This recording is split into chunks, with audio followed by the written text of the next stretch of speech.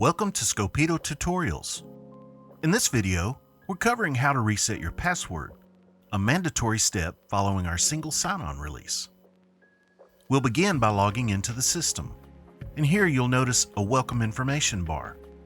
This alerts you that if it's your first login since our single sign-on feature release, you need to reset your password. Just click the button here, enter your email, and press submit. You'll then receive an email with a recovery code. And as a side note, if you copy the code from your email, be sure to remove any extra spaces. After entering the code and submitting it, you'll be logged in. Now, simply enter your new password and click Save. We've also added a new feature where you can link your Microsoft account to your Scopito login. But with these steps, you're all set to go. Thank you for watching this tutorial, and be sure to check the playlist for more helpful tutorials from Scopito.